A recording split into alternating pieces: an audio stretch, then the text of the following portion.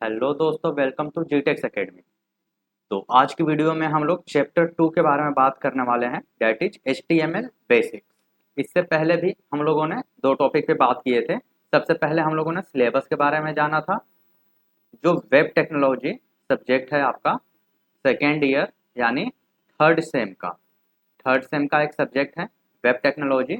उसका सिलेबस हमने already cover up कर लिया है और साथ ही उसका पहला चैप्टर हम लोगों ने कवर किया था, that is web development introduction. अगर आपने ये दोनों वीडियो अभी तक नहीं देखा है तो आप जल्दी से हमारे चैनल पे जाइए और इन दोनों वीडियो को आप कवर कर लेंगे। ठीक है, चलिए अब हम आज की वीडियो पे आते हैं। आज का वीडियो है HTML बेसिक्स, ये है चैप्टर 2। तो सबसे पहले हम लोग HTML बेसिक्स का सिलेबस देख लेते हैं।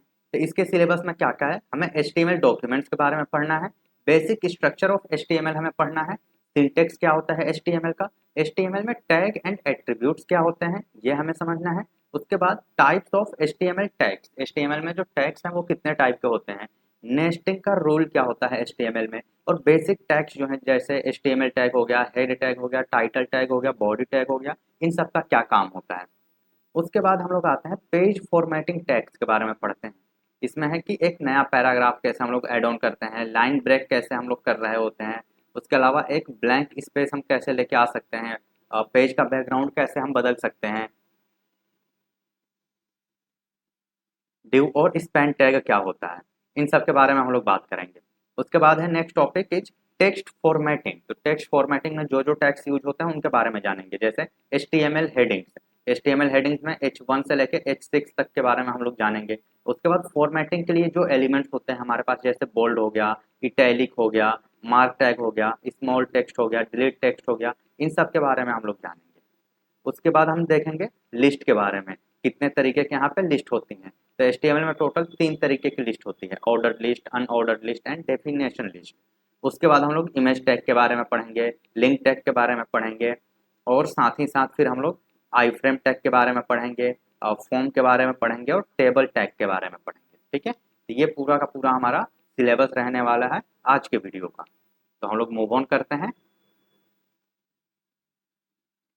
तो सबसे पहले हम लोग देखते हैं HTML क्या है।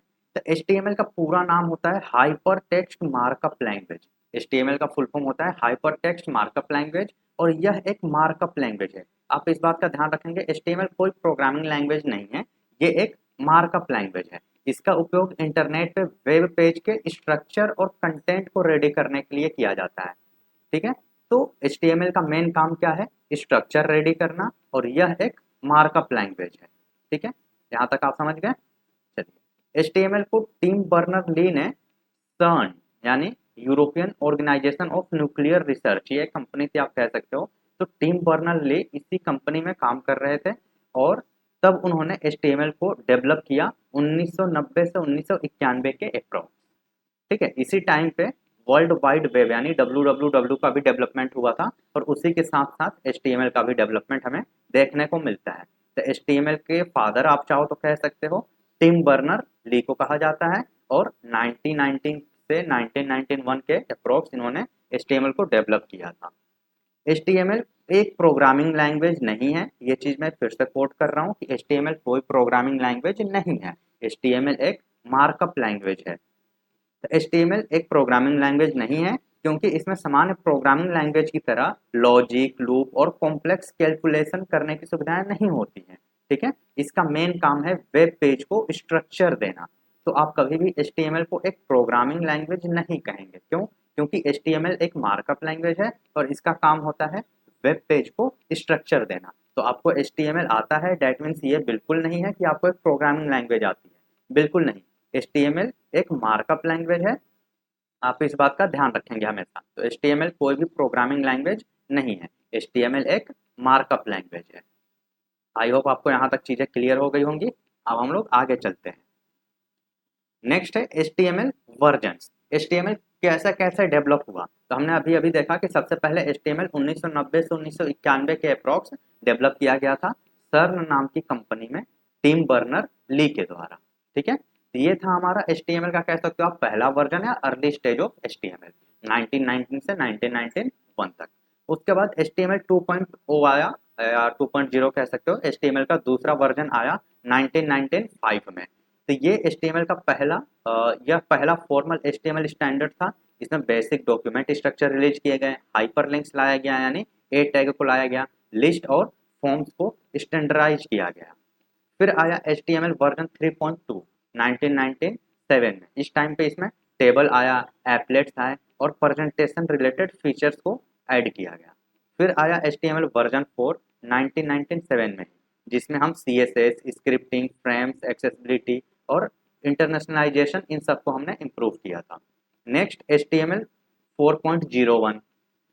तो जब भी ऐसे 4.01 5.01 आता है तो बहुत ज़्यादा चेंजेस हमें देखने को नहीं मिल रहे होते हैं। तो आप ये समझो कि 4 से थोड़ा सा ही अपग्रेडेड हमें 1999 में देखने को मिला 4.01 में। फिर आया XHTML 1.0 2000 के अप्रॉक्स। फिर आया XHTML 1.1 2001 में। और सबसे latest version date is HTML5, ये आया 2014 में। इस टाइम पे इसमें सिमेंटिक एलिमेंट्स ऐड किए गए, ऑडियो वीडियो इन दो टैगों को ऐड किया गया, कैनवास को ऐड किया गया, फॉर्म को इम्प्रूव किया गया और मॉडर्न वेब एप्लीकेशंस के लिए इसे और ज़्यादा बेहतर बनाया गया। तो ध्यान रखेंगे करंट टाइम पे जो वर्जन चलता है HTML का, दैट इज HTML5। ठीक है, यह है HTML5 जो करंट टाइम पे चल रहा है। और अगर आपको सीखना हो तो आप HTML5 ही सीखेंगे।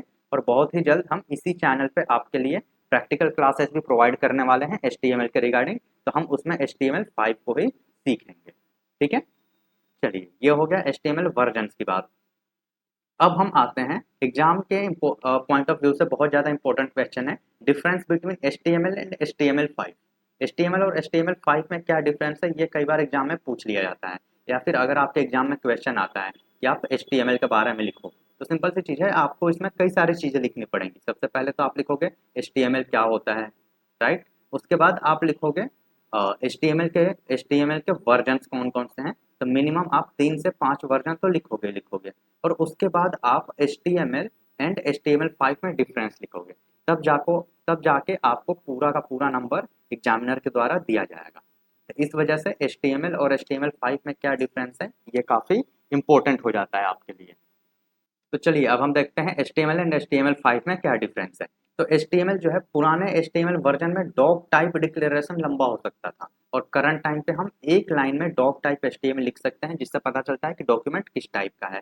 उसके बाद पुराने HTML में ऑडियो और वीडियो के लिए कोई सेपरेट टैग नहीं हुआ करता था, हमें एक्सटर्नल प्लगइन पे डिपेंडेंट होनी पड़ती थी। बट करंट टाइम पे हमारे पास इनबिल्ट खुद के टैग हैं HTML में ऑडियो और वीडियो के लिए। पुराने HTML में ग्राफिक के लिए कोई खास सपोर्ट नहीं था कह सकते हो आप, बट करंट टाइम पे हमारे पास कैनवास टैग है, और SVG के साथ हम बहुत ही बेहतरीन ग्राफिक के साथ भी हम काम कर पाते हैं HTML में। उसके बाद HTML पुराने वाले में सिमेंटिक टैग का सपोर्ट ना के बराबर था, बट करंट टाइम पे हमारे पास हेडर टैग है, नेव टैग है, सेक्शन टैग है, आर्टिकल टैग है, फुटर टैग है। ये सब सिमेंटिक टैग्स हैं जो HTML5 में इंट्रोड्यूस किए गए थे। उसके बाद HTML के पुराने वर्जन में फॉर्म के लिए लिमिटेड इनपुट टाइप्स थे, बट HTML5 में हमारे पास मल्टीपल इनपुट टाइप्स आ जाते हैं। HTML का पुराना वर्जन जो था वो मोबाइल ओरिएंटेड नहीं था, बट करंट टाइम पे HTML5 जो है वो मोबाइल फ्रेंडली वेब एप्लीकेशन के लिए काफ़ी बढ़िया है पुराने वाले से।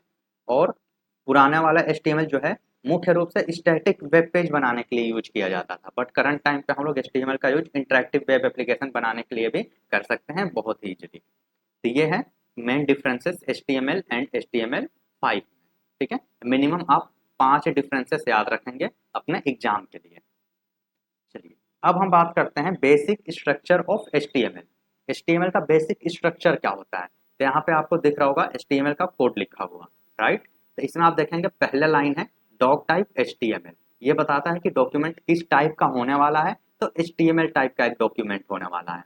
उसका अगला लाइन है एक HTML टैग, और HTML टैग के अंदर हेड टैग है और बॉडी टैग है, और हेड टैग के अंदर फिर टाइटल टैग है, फिर बॉडी के अंदर हमारा H1 है, पी टैग है। तो ये कुछ स्ट्रक्चर होता है हमारे HTML का, लगभग हमारा HTML का कोड इसी तरीके से दिखाई देता है। ठीक है, अब हम इसमें सबको वन बाय वन करके समझ लेते हैं। तो HTML के बेसिक स्ट्रक्चर में सबसे पहला आता है डॉक टाइप HTML, जो आपको सबसे पहला लाइन ऑफ कोड यहाँ पे दिख रहा है डॉक टाइप HTML। यह ब्राउजर को बताता है कि डॉक्यूमेंट HTML5 में लिखा गया है। यह HTML टैग नहीं है बल्कि ये डॉक टाइप डिक्लेरेशन है। जैसे आप ये समझो, यहाँ पे आप एक नोटपैड देख रहे हो, ठीक। अब नोटपैड के अंदर मैंने यहाँ पे कुछ भी कंटेंट लिखा, मैंने यहाँ पे कंटेंट लिख दिया इतना सारा, और जब मैं इसको सेव करूंगा तो सिंपल सी बात है, मुझे ये डॉट टीएक्सटी में सेव करना पड़ेगा, राइट। टीएक्सटी इसी फॉर्मेट में मुझे ये सेव करना पड़ेगा, डॉट टीएक्सटी।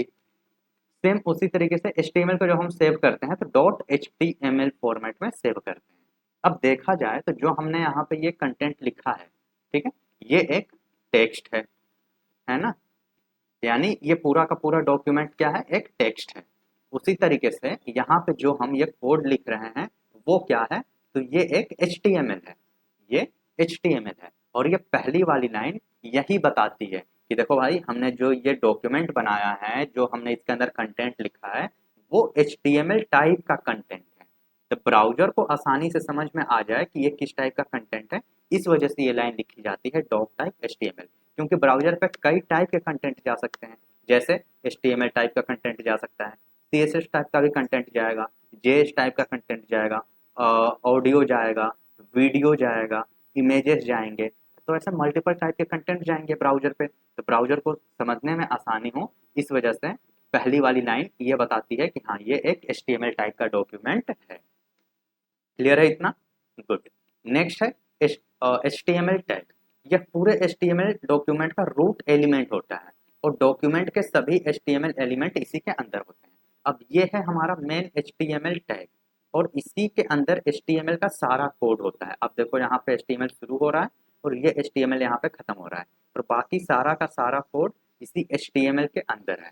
तो अब हम HTML की जो भी कोडिंग होगी वो इसी HTML वाले टैग के अंदर करेंगे। समझ गए आप? हेलो। नेक्स्ट है हमारे पास हेड। इसमें वेब पेज की मेटा डेटा और अन्य सपोर्टिव इंफॉर्मेशन होती है, जैसे टाइटल, मेटा, लिंक, एलिमेंट्स इत्यादि। यानी देखो, हेड टैग जो है, इसके अंदर जो भी कंटेंट हम लिखते हैं ये यूजर के लिए नहीं होता है। क्यों? क्योंकि यूजर को नहीं दिखाई देता है कि हेड के अंदर क्या लिखा गया है। यूजर के लिए ये कहो कि आप इनविजिबल होता है, ये सिर्फ और सिर्फ ब्राउजर को बताने के लिए होता है। हेड टैग जो है ये ब्राउजर को बताने के लिए होता है, गूगल को बताने के लिए होता है, आप ये कह सकते हो सर्च इंजन को बताने के लिए होता है। इसमें जो आप टाइटल लिखोगे, उसके बाद आप इसमें मेटा वाली चीज़ें लिख सकते हो, जिसका हेल्प SEO के लिए भी किया जाता है, रिस्पॉन्सिवनेस के लिए किया जाता है। कोई भी नई चीज़ आपको इसके साथ लिंक करनी है, जैसे आपको CSS फाइल लिंक करनी है, तो वो आप हेड टैग के अंदर करोगे। JS फाइल आपको लिंक करनी है, वो आप हेड टैग के अंदर करोगे। CDN आपको लिंक करना है, वो आप हेड टैग के अंदर करोगे। तो हेड टैग एक ऐसा टैग है कि जिसमें हम जो भी कंटेंट लिखते हैं वो मेनली यूजर के परस्पेक्टिव से नहीं होता है, ये यूजर के लिए नहीं होता है, ये mainly browser and search engine के लिए होता है, जो हमारे SEO वगैरह में हेल्प करते हैं, जो हमारी वेबसाइट को रैंक कराने में हेल्प करते हैं। ठीक है। तो हेड टैग जो है, इसमें मेटा डेटा हम लोग रखते हैं और सपोर्टिंग इन्फॉर्मेशन रखते हैं, वेबसाइट के रिगार्डिंग इन्फॉर्मेशन हम इसमें रखते हैं। क्लियर है इतना? चलो, नेक्स्ट है टाइटल टैग। तो यह वेब पेज का टाइटल डिफाइन करता है। जो हेड टैग के अंदर ये टाइटल टैग है, यही वेबसाइट का टाइटल बताता है। कैसे? जैसे देखो, अभी मैं यूट्यूब पे हूँ, और यूट्यूब पे अगर मैं यहाँ पे हॉवर करूँ तो आप यहाँ पे देख रहे हो, यहाँ पे ये एक टेक्स्ट लिख के आ रहा है, वेब टेक्नोलॉजीज, ये लिख के आ रहा है।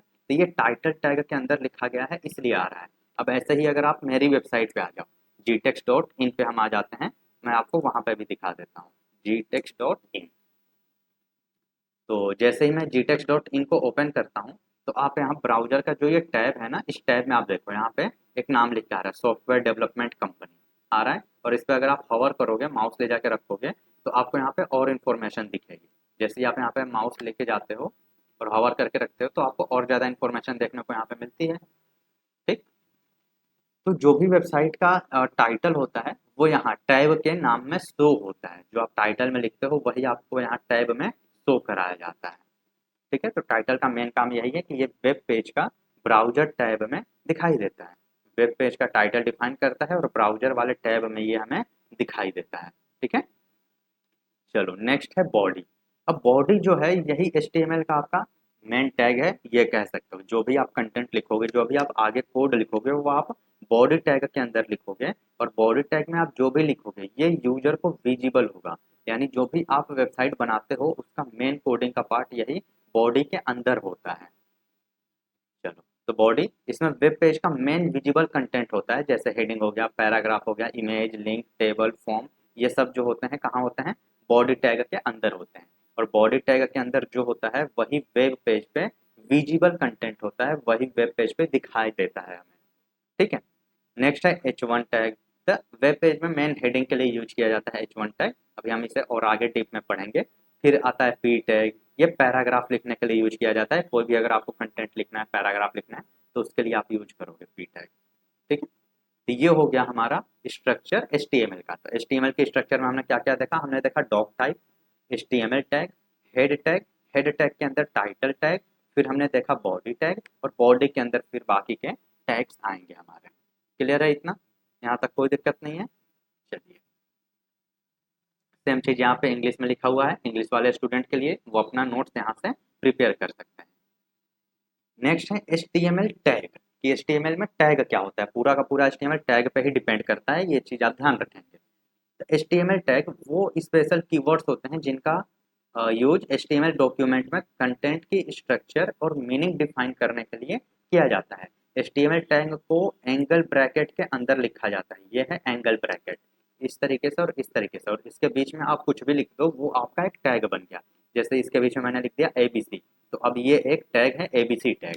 ऐसे ही मैंने यहाँ पे ओपन ब्रैकेट किया, लिख दिया चाचा, तो ये मेरा एक चाचा टैग बन गया। ऐसे ही मैंने ऐसे ब्रैकेट ओपन किया और लिख दिया XYG, तो ये एक XYG टैग बन गया। इतना आसान है टैग बनाना, हाँ एकदम ईजी है। आप ऐसे एक ओपन ब्रैकेट लिखो, यहाँ पे आप कुछ भी कंटेंट लिख दो, और बस, तो ये आपका एक टैग बन गया। टैग की पहचान ये है कि यहाँ पे ओपन ब्रैकेट और एक क्लोज ब्रैकेट आपको देखने को मिलेगा। ठीक है, तो ये होता है टैग। अब जो टैग्स होते हैं आप ऐसा कुछ भी नहीं लिख सकते हो। क्यों? क्योंकि टैग एक स्पेशल कीवर्ड्स होता है जिनका कुछ ना कुछ मतलब होता है HTML में। जैसे मैंने यहाँ पे लिखा P, तो इसका एक मतलब है HTML में कि हाँ ये पैराग्राफ लिखने में हम यूज करेंगे। मैंने यहाँ पे लिखा H1, तो इसका एक मतलब है HTML में कि ये हेडिंग के लिए यूज करते हैं हम। ऐसे ही मैंने यहाँ पे एक लिखा div, तो ये एक स्पेशल मतलब रखता है कि ये एक बॉक्स बनाने के काम में हम लोग यूज कर सकते हैं। तो ऐसे ही HTML जो होते हैं वो स्पेशल कीवर्ड वाले टैग होते हैं, उनका एक मीनिंग होता है। ऐसा आप कुछ भी नहीं लिख सकते हो, चाचा चाची दादा नहीं लिख सकते हो, लेकिन हाँ टैग बनाना काफ़ी आसान है। उसके लिए आपको ओपन और क्लोज ब्रैकेट बस लगाना होता है। टैग आपको बिल्कुल याद करने की ज़रूरत नहीं है, कोड लिखते लिखते वो टैग ऑटोमेटिक आपको याद हो जाते हैं। ठीक है, तो हमने HTML टैग देख लिया। चलिए, अब HTML टैग जो है उसके टाइप, तो ये दो तरीके के होते हैं। पहला होता है पेयर टैग या कंटेनर टैग, आप इसी को कह सकते हो, और दूसरा होता है एम्पटी टैग या वॉइड एलिमेंट। ये बुक के नाम है, आप इसे याद कैसे रख सकते हो। तो एक होता है, इसको हम लोग कहते हैं ज़्यादातर पेयर टैग ही कहते हैं, ठीक है, और दूसरे वाले को सेल्फ क्लोजिंग टैग भी कहते हैं, सेल्फ क्लोजिंग टैग। ठीक, चलो इसमें और देखते हैं। जो पेयर टैग होते हैं, पेयर टैग, तो इन टैग में ओपनिंग टैग और क्लोजिंग टैग दोनों होते हैं, उसे हम लोग कहते हैं पेयर टैग यानी जोड़ा। तो पेयर टैग जो है वो जोड़े वाला टैग है, इसमें दोनों आते हैं, ओपनिंग टैग भी आता है और क्लोजिंग टैग भी आता है, और इन दोनों के बीच में हम लोग कंटेंट लिखते हैं। जैसे यहाँ पे मैंने लिखा पी, ठीक, तो ये एक ओपनिंग टैग है, और मैंने एक और यहाँ पे लिखा, तो ये एक क्लोजिंग टैग है। अच्छा सर, ये कैसे पहचानेंगे कि ये ओपनिंग टैग है और ये क्लोजिंग टैग है? तो देखो मैं बताता हूँ। आपको यहाँ पे H1 लिखा हुआ दिख रहा है, ये ओपनिंग टैग है, ठीक है, और ये क्लोजिंग टैग है। दोनों में अंतर क्या है? तो आप देखोगे यहाँ पे एक स्लैश ज़्यादा है, राइट। तो क्लोजिंग टैग में हमेशा एक स्लैश होता है, तो उसे हम लोग कहते हैं क्लोजिंग टैग। जब भी आपको टैग को क्लोज करना होगा तो आपको ये स्लैश लगाना पड़ेगा, और ओपनिंग टैग में कोई भी स्लैश नहीं होता है, इस वजह से ये है ओपनिंग टैग। ठीक है, ऐसे ही आप यहाँ पे देखो, ये डिव की ओपनिंग है और यहाँ पे डिव आके क्लोज हो गया क्योंकि यहाँ पे एक स्लैश है। अगेन यहाँ पे बॉडी की ओपनिंग है और यहाँ पे आके बॉडी क्लोज हो रहा है क्योंकि एक स्लैश लगा हुआ है।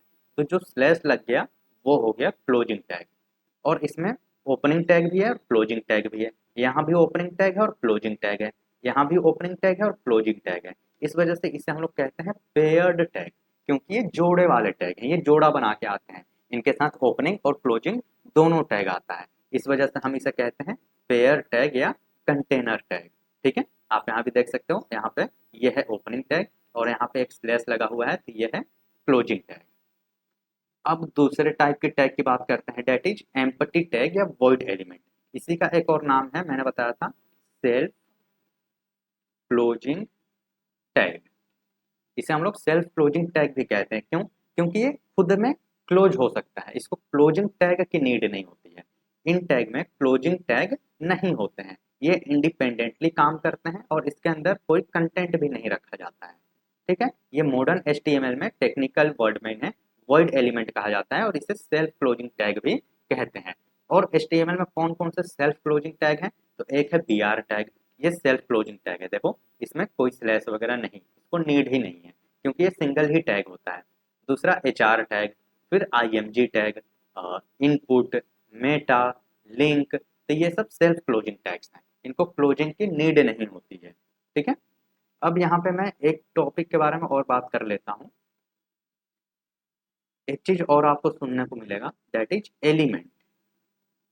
एलिमेंट कि एलिमेंट क्या होता है? तो देखो, ये हो गया मेरा टैग ओपनिंग और ये हो गया मेरा क्लोजिंग।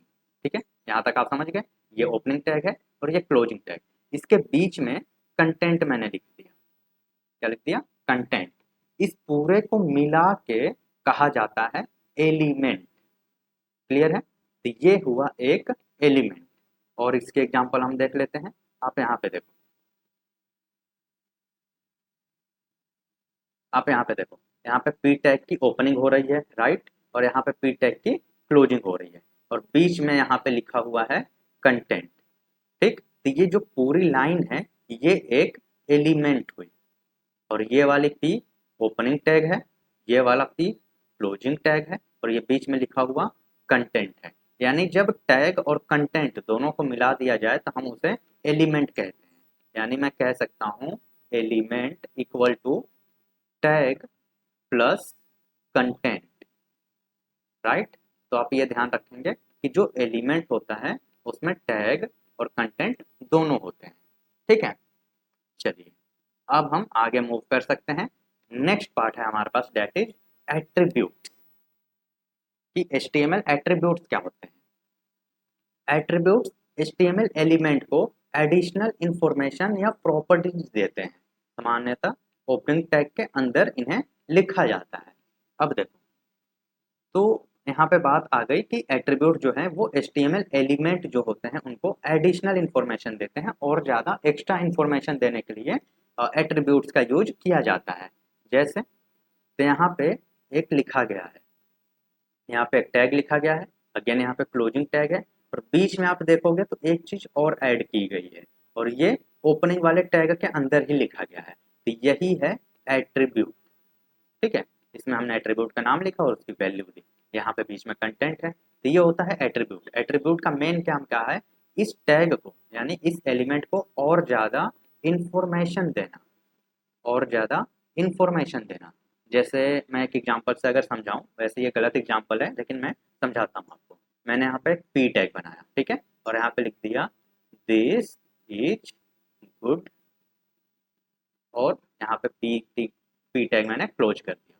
ठीक है, मैं कलर बदल लेता हूँ, एक मिनट बस। हाँ, तो ये हो गया ओपनिंग टैग, ये है कंटेंट और ये है क्लोजिंग टैग। अब इसी पी के अंदर मैं एक चीज और दे दूँ, हाइट, कि हाइट इक्वल टू 100 पिक्सल, कि तुम्हारी हाइट जो है 100 पिक्सल होगी। तो अब ये एक एट्रीब्यूट हो जाएगा।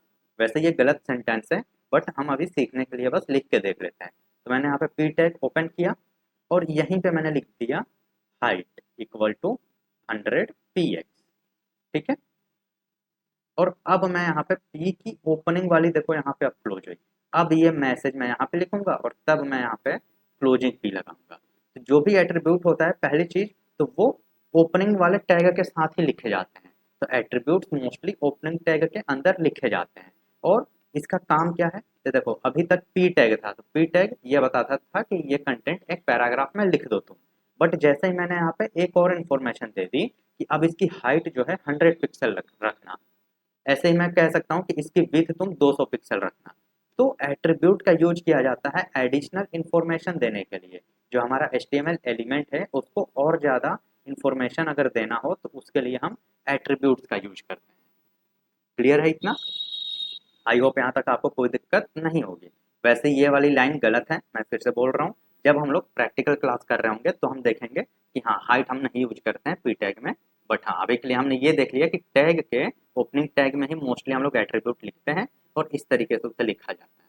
ठीक है, चलिए तो हमने यहाँ पे एट्रीब्यूट देख लिया है। नेक्स्ट टॉपिक है हमारा नेस्टिंग। नेस्टिंग क्या होता है HTML, राइट? तो देखो नेस्टिंग जो है, नेस्टिंग का अर्थ एक HTML एलिमेंट को दूसरे HTML एलिमेंट के अंदर रखना है। जो नेस्टिंग होता है ना HTML में, जब भी हम कोड करते हैं पेरेंट और चाइल्ड वाइज करते हैं। हम इस तरीके से डिसाइड कर रहे होते हैं, HTML में हम जब भी कोड कर रहे होते हैं तब हम पेरेंट और चाइल्ड के अकॉर्डिंग कोड कर रहे होते हैं। जैसे ये दादा हो गए, फिर ये पापा और ये चाचा हो गए, फिर इनके बच्चे हुए, इनके बच्चे हुए। तो इस तरह से ना हम लोग लेवल पे कोड कर रहे होते हैं नेस्टिंग फॉर्मेट में। इसी को कहा जाता है नेस्टिंग, यानी एक पेरेंट हुआ, उसके चाइल्ड हुए, और अगर नीड पड़ी तो इनके भी चाइल्ड्स हो सकते हैं। तो जैसे यहाँ पे देखो तो एक मेन टैग है div टैग। div के अंदर क्या है, एक h1 है और एक p है, और P के अंदर देखो तो एक और टेक्स्ट है और एक अगेन स्ट्रॉन्ग टैग है। यही है नेस्टिंग। नेस्टिंग का मतलब ही है HTML के एक एलिमेंट को दूसरे एलिमेंट के अंदर रखना। मतलब पेरेंट और चाइल्ड का रिलेशन बनाते हैं यहाँ पे। जब एक एलिमेंट दूसरे एलिमेंट के अंदर लिखा जाता है तो दोनों के बीच में पेरेंट चाइल्ड रिलेशनशिप बनता है। और HTML में एलिमेंट को सही तरीके से नेस्ट करना बहुत इंपॉर्टेंट है, क्योंकि अगर गलत नेस्टिंग हुई तो HTML स्ट्रक्चर इनवैलिड हो जाएगा और तुम्हें एक्सपेक्टेड रिजल्ट नहीं देगा। अब ध्यान से देखा जाए तो div यहाँ पे ओपन हुआ है और यहाँ पे क्लोज हुआ है, राइट? अब h1 यहाँ पे ओपन हुआ है तो तुम उसको यहाँ पे ले आके नहीं क्लोज कर सकते हो, ये फिर गलत तरीका है। समझ गए? तो नेस्टिंग का हमें खास ध्यान रखना होता है HTML में। और नेस्टिंग का मतलब ही है एक एलिमेंट को दूसरे एलिमेंट के अंदर रखना, जिससे पेरेंट और चाइल्ड का रिलेशनशिप बन जाए। बस इतना ही होता है नेस्टिंग, इससे ज़्यादा नेस्टिंग होता ही नहीं है। तो नेस्टिंग का मेन काम ही है पेरेंट और चाइल्ड का रिलेशनशिप बनाना। ठीक है, चलो अब हम देखते हैं रूल ऑफ नेस्टिंग। नेस्टिंग के कुछ रूल्स हैं जो आपको ध्यान रखने होते हैं। पहला, जो टैग पहले ओपन हुआ है वह बाद में क्लोज होना चाहिए। अगर कोई टैग पहले ओपन हुआ है यहाँ पे, ठीक, तो वो बिल्कुल एंड में जाके क्लोज हो रहा होगा, लगभग ऐसा। फिर ओपनिंग और क्लोजिंग टैग प्रॉपर ऑर्डर में होना चाहिए। इस तरह से ये ओपनिंग टैग है, ये क्लोजिंग। ऐसा नहीं है कि पहले टैग क्लोज हो जाएगा, यहाँ क्लोजिंग लगा दिए और अब हम यहाँ पे ओपनिंग लगा रहे हैं, तो ये गलत हो जाएगा। ऐसा हम नहीं कर सकते। पहले कोई टैग ओपन होगा उसके बाद ही वो क्लोज हो सकता है। उसके बाद तीसरा रूल है नेस्टेड एलिमेंट को पूरी तरह पेरेंट एलिमेंट के अंदर होना चाहिए। मैंने जैसा बताया पेरेंट और चाइल्ड का रिलेशनशिप होगा, ये पेरेंट हो गया तो अब हम इसके अंदर कोई जैसे चाइल्ड बना सकते हैं। फिर मल्टीपल लेवल ऑफ नेस्टिंग में क्लोजिंग ऑर्डर मेंटेन रहना चाहिए। जब हम ऐसा मल्टीपल लेवल बनाते हैं कि एक डिव बना, अगेन यहाँ पे एक डिव आ गया, ठीक है, और इस डिव के अंदर अगेन एक पी टैग आ गया, तो इसमें हमें हमेशा ध्यान रखना कि जो क्लोजिंग एलिमेंट है ये शुरू हुआ है, यहाँ पे ये क्लोज हुआ, ये डिव यहाँ शुरू हुआ तो यहाँ क्लोज हुआ, और इसके अंदर ये पी टैग है तो ओपन और क्लोज हो गया। तो इस तरीके से रखेंगे। अब ये वाली पी टैग की क्लोजिंग यहाँ पे ले आके नहीं कर सकते हैं, फिर ये गलत हो जाएगा, क्योंकि ये ओपन यहाँ हो रहा है, क्लोज यहाँ हो जाएगा, तो ये गलत तरीका है। फिर है HTML एलिमेंट को वैलिड या अप्रोप्रिएट स्ट्रक्चर में नेस्ट करना चाहिए, जो मैंने अभी बताया। और नेक्स्ट है वॉइड एलिमेंट को क्लोज नहीं किया जा सकता। जैसे मैंने बताया था एक BR टैग होता है, BR टैग इस तरह से ओपन हो, इस तरीके से आप क्लोज नहीं कर सकते, ये अब गलत है। जैसे BR टैग क्योंकि सेल्फ क्लोजिंग टैग है, वो खुद ही में क्लोज होता है, तो BR टैग ऐसा ही लिखना इनफ है। उसके लिए ऐसे ओपनिंग और क्लोजिंग टैग बनाने की जरूरत नहीं है हमें। तो ये है हमारे नेस्टिंग के कुछ रूल्स। नेक्स्ट है पेज फॉर्मेटिंग। पेज फॉर्मेटिंग क्या होता है? पेज फॉर्मेटिंग का अर्थ है HTML वेब पेज के कंटेंट को इस तरह से स्ट्रक्चर करना कि web page readable, properly structure और विजुअली अंडरस्टैंडेबल हो। ठीक है, इसमें पैराग्राफ बनाना, लिंक ब्रेक, लाइन ब्रेक देना, blank space, white space, background बदलना, कंटेंट बदलना, ये सारी चीज़ें रहती हैं। तो सिंपल सी बात है, पेज फॉर्मेटिंग का मतलब तो ये है कि पेज सुंदर दिखना चाहिए। ठीक है, ऐसा नहीं है कि आप एक वेबसाइट बनाए हो और कुछ भी ऐसे लिखते चले गए, तो वो पेज फॉर्मेटिंग थोड़ी ना हुई। आपने अगर बनाया है तो हाँ, यहाँ पे हेडिंग आ रहा है, फिर आपने पैराग्राफ लगाया, फिर आपने एक सुंदर सा इमेज लगाया अपना, अगेन आपने कुछ कंटेंट लिखा, तो इस तरह से वो एक प्रॉपर फॉर्मेटेड वे में होना चाहिए, उसी को पेज फॉर्मेटिंग कहते हैं। पेज फॉर्मेटिंग का सिंपल सा मतलब है कि पेज सुंदर दिखना चाहिए, और उसके लिए आप पैराग्राफ यूज कर सकते हो, लाइन ब्रेक यूज कर सकते हो, स्पेसेस वगैरह आप सही तरीके से दो, बैकग्राउंड वगैरह अगर आपको चेंज करना है तो आप करो, ठीक है, सेक्शन वगैरह को आप ऑर्गेनाइज करो, उसी को हम लोग इन सब का यूज करते हैं पेज फॉर्मेटिंग में, और इसका सीधा मतलब है कि पेज आपको सुंदर दिखाना है, ठीक है। अब पेज फॉर्मेटिंग में पहला चीज है कि एक पैराग्राफ टैग कैसे बना सकते हैं, यानी पी टैग के बारे में हम यहाँ पे सीखेंगे। तो एचटीएमएल में पैराग्राफ बनाने के लिए हम लोग पी टैग का यूज करते हैं। पैराग्राफ क्या होता है सर? तो जैसे देखो, मैं इस वेबसाइट पे आ गया, अब इस वेबसाइट पे आप देखो तो यहाँ पे ये तो हेडिंग लिखा हुआ है, राइट, यहाँ पे ये एक हेडिंग है ना, अगेन यहाँ पे ये एक हेडिंग है, और यहाँ पे ये कुछ कंटेंट लिखा हुआ है, दिस इज पैराग्राफ, ये है पैराग्राफ, इसी को हम लोग कहते हैं पैराग्राफ, और इसी को पी टैग के अंदर लिखा जाता है, यानी ये कंटेंट लिखने के लिए आप कोड में ऐसे पी टैग लिखोगे, फिर ये सारा मैसेज आप लिखोगे, और अगेन पी टैग को आप ऐसे क्लोज करोगे, तो ये हो गया आपका पैराग्राफ टैग। अगेन आप यहाँ पे देखो तो ये भी पैराग्राफ टैग में ही लिखा हुआ है, समझ गए, तो यही होता है पैराग्राफ। आई होप यहाँ तक कोई दिक्कत नहीं है। आप देखोगे तो इस वेबसाइट पे ऐसे मल्टीपल पैराग्राफ्स आपको दिखेंगे, यहाँ पे ही आप देखो, ये भी एक पैराग्राफ है, ये भी एक पैराग्राफ है, और किसी भी वेबसाइट में लगभग 80% पी टैग का यूज किया जाता है। पैराग्राफ लगभग 80% होता है। आपने कई सारी ब्लॉग वेबसाइट्स का नाम सुना होगा ब्लॉगिंग के लिए जो यूज की जाती हैं, इन सब पैराग्राफ का यूज करते हैं, प्रॉपर पैराग्राफ टैग यूज किया जाता है, ठीक है। तो किसी भी इंटरनेट पे प्रेजेंट किसी भी वेबसाइट में आप कह सकते हो कि लगभग 80% कंटेंट उनका पैराग्राफ टैग में होता है, ठीक है। चलो अब हम लोग आगे चलते हैं। नेक्स्ट है हमारे पास बी आर टैग, इसको हम लोग कहते हैं line break tag. Line break tag, इसका काम क्या है? टेक्स्ट या कंटेंट को अगली लाइन में ले जाना। इसका मेन काम यही है कि अगर आपने कोई कंटेंट लिखा है, जैसे मैंने यहाँ पे कंटेंट लिखा है, ऐसे लिखते लिखते इतना सारा कंटेंट हो गया, इतना सारा, और मैं यहाँ से कंटेंट कट करना चाहता हूँ, कट करके अगली लाइन में लाना चाहता हूँ, तो मैं यहाँ पे एक बी आर टैग लगा दूंगा। तो इससे क्या होगा कि ये जो इसके बाद कंटेंट आ रहा है वो ये कट हो जाएगा, और ये कंटेंट कहाँ चला जाएगा? तो ये कंटेंट यहाँ से आने लगेगा। तो ये लाइन ब्रेक करने के लिए हम बी आर टैग का यूज करते हैं। जब हम प्रैक्टिकल क्लासेस में देखेंगे तो हम इसे प्रॉपरली करके देख रहे होंगे, ठीक है, परेशान नहीं होना है आप। उसके बाद आप ध्यान रखेंगे ब्लैंक स्पेस देने के लिए। एचटीएमएल में जब भी हम कोड करते हैं ना, तो हम एक स्पेस से ज़्यादा स्पेस नहीं दे पाते हैं। आप एक स्पेस से ज़्यादा स्पेस नहीं दे पाओगे। ऐसा नहीं है कि आप यहाँ पे 5 स्पेस दे दो तो आउटपुट में आपके 5 स्पेस दिखेगा, नहीं दिखेगा वो। इसी चीज़ को हैंडल करने के लिए हमारे पास आता है ब्लैंक स्पेसेस कैरेक्टर्स, जिसमें पहला है ये %NPSP, ये एक स्पेस देता है, और दूसरा है %ENSB, ये हमें 4 स्पेसेस, यानी आपको हो कि एक टैब की स्पेस ये हमें प्रोवाइड कराता है। उसके बाद है बैकग्राउंड, पेज को चेंज करना। पेज जो आपका बैकग्राउंड है उसको कैसे आप चेंज करोगे? तो आप जो बॉडी है, बॉडी में आप लिख सकते हो बीजी कलर लाइट ब्लू, तो ये लाइट ब्लू हो जाएगा। आप बॉडी में लिख सकते हो स्टाइल और बैकग्राउंड कलर, तो भी वो उस कलर में हो जाएगा। उसके अलावा आप लिख सकते हो बॉडी के अंदर ही बैकग्राउंड, और यूआरएल में आप अपनी इमेज दे सकते हो, तो वो इमेज भी सेट हो सकता है। तो इस फॉर्मेट का यूज करके हम किसी भी वेबसाइट का या वेब पेज का बैकग्राउंड चेंज कर सकते हैं, ठीक है। अगले टॉपिक पे चलते हैं। नेक्स्ट टॉपिक है हमारे पास डिव टैग। डिव का अर्थ है डिवीजन। डिव टैग जो है वो डिवीजन के लिए यूज किया जाता है। ये जेनरिक एक ब्लॉक लेवल कंटेनर है।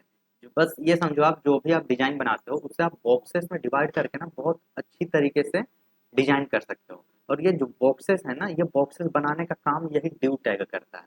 डिव टैग का मेन काम ही है यही बॉक्स बनाना, यानी कंटेनर बनाना। तो डिव टैग ओरिजिनली कोई ऐसी चीज रखता नहीं है अपने पास, लेकिन डिव टैग का यूज हम लोग करते हैं कंटेनर बनाने में।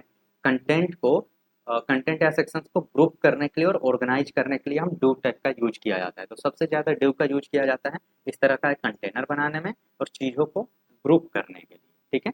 डिव अपने आप में कोई स्पेशल मीनिंग नहीं बताता है, इसका मेन काम है ग्रुपिंग करना, लेआउट लेना, और सीएसएस और जावास्क्रिप्ट के साथ मिलकर काम करना सही तरीके से। नेक्स्ट है हमारे पास स्पैन टैग। स्पैन भी एक इनलाइन कंटेनर है। ये इनलाइन यूज होता है और ये ब्लॉक लेवल यूज होता है। ये दोनों क्या होते हैं, तो देखो देखो ब्लॉक लेवल का मतलब होता है पूरी की पूरी लाइन अपने पास रखना। जैसे यहाँ पे मैंने एक कंटेंट लिखा है स्पैन टैग, ठीक है, और इसके बाद यहाँ पे कोई चीज मैंने नहीं लिखा है, जबकि इतना ज्यादा स्पेस यहाँ पे अभी भी था ना, बट मैंने यहाँ पे कोई कंटेंट नहीं लिखा है। तो ये हो गया एक block level element. Block level क्यों? क्योंकि इसने अपने बाद कोई और कंटेंट नहीं आने दिया है, और ये एक इनलाइन एलिमेंट है जिसमें कंटेंट हम भरते चले गए, और जब इसका स्पेस फुल हो गया तब उसने उसको आगे लाइन में भेजा। बट ब्लॉक लेवल वाला, देखो अब यहाँ पे इतना सारा स्पेस था, अभी ये सारा स्पेस खाली था, तो ये स्पैन उठ के यहाँ भी तो आ सकता था, बट नहीं लाने दिया ना इसने। इसी को हम लोग कहते हैं ब्लॉक लेवल। तो ब्लॉक लेवल में ये होता है कि वो अपनी पूरी विड्थ को एक बार में कवर करते हैं, एक बार में पूरी विड्थ कवर कर रहे होते हैं, ठीक है, चाहे उनकी साइज छोटी ही क्यों ना हो।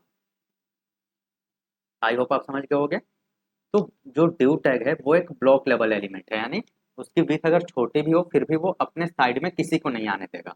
और स्पैन टैग जो है वो एक इनलाइन कंटेनर है, ये कहेगा कि देखो भाई अभी मेरे साइड में जगह है तो तुम आ जाओ। तो आप ऐसे समझो कि इनलाइन जो है ये सिंपल सा सीधा साधा सा आदमी है, अगर इसके साइड में जगह बचा रहेगा तो ये और किसी को बुला सकता है, और फिर जगह बचा रहेगा तो फिर ये और किसी को बुला लेगा। ये तब तक बुलाएगा जब तक जगह फुल ना हो जाए, तब वो किसी को अगली लाइन में भेजेगा। बट जो ब्लॉक लेवल एलिमेंट्स होते हैं वो ऐसा नहीं होते हैं, वो अपने मर्जी के मालिक आदमी होते हैं, उनका अपना एक एरिया होता है। तो उन्होंने कहा कि ड्यून जो है ब्लॉक लेवल एलिमेंट है, ये क्या करेगा, ये अपना स्पेस यहाँ पे रखा, ये आ गया, अब ये अपने साइड में किसी और को नहीं आने देगा, उसको वो अगली लाइन में ही भेजेगा। ये होता है ब्लॉक लेवल एलिमेंट। तो ब्लॉक लेवल में मैंने बताया जैसा कि ये अपने साइड में किसी को आना पसंद नहीं करते हैं, ठीक, वो उसको अगली लाइन में भेज देते हैं। लेकिन इनलाइन एलिमेंट अपने साइड में एलिमेंट्स को रखते जाता है तब तक जब तक उसकी पूरी विड्थ ऑक्युपाई ना हो जाए, कवर अप ना हो जाए। तो स्पैन जो है वो एक इनलाइन कंटेनर है, और इसका यूज जो है टेक्स्ट या इनलाइन कंटेंट को ग्रुपिंग करने के लिए हो जाता है। जैसे हमने ड्यू पढ़ा कि ये ब्लॉक लेवल है और ग्रुप करने के लिए यूज किया जाता है, वैसे ही स्पैन जो है इनलाइन कंटेनर है और ये भी ग्रुप करने के लिए यूज किया जाता है, ठीक है। चलिए अब हम लोग पढ़ते हैं टेक्स्ट फॉर्मेटिंग टैग। हमने पेज फॉर्मेटिंग देख लिया जो पेज को सुंदर बनाने में यूज किया जाता है, वैसे ही टेक्स्ट फॉर्मेटिंग टैग्स जो होते हैं ये टेक्स्ट को सुंदर बनाने का काम करते हैं, टेक्स्ट को और अच्छा विजुअल रिप्रेजेंटेशन देने के काम में लिया जाता है। तो टेक्स्ट फॉर्मेटिंग एलिमेंट्स का यूज टेक्स्ट के मीनिंग, इंपॉर्टेंस या प्रेजेंटेशन को रिप्रेजेंट करने के लिए किया जाता है। तो सिंपल सी बात है, टेक्स्ट फॉर्मेटिंग का मतलब इतना सा है कि टेक्स्ट को और सुंदर कैसे दिखाना है। उसको और सुंदर दिखाने के लिए हम हेडिंग टैग का यूज कर सकते हैं, B tag, strong tag, I tag, इन सारे टैग का यूज कर सकते हैं और उसे और ज़्यादा सुंदर दिखा सकते हैं। अब हम बात करते हैं सबसे पहला tag, that is HTML heading tag. तो HTML में हेडिंग टैग का यूज जो है वेब पेज के हेडिंग और सब हेडिंग को डिफाइन करने के लिए किया जाता है।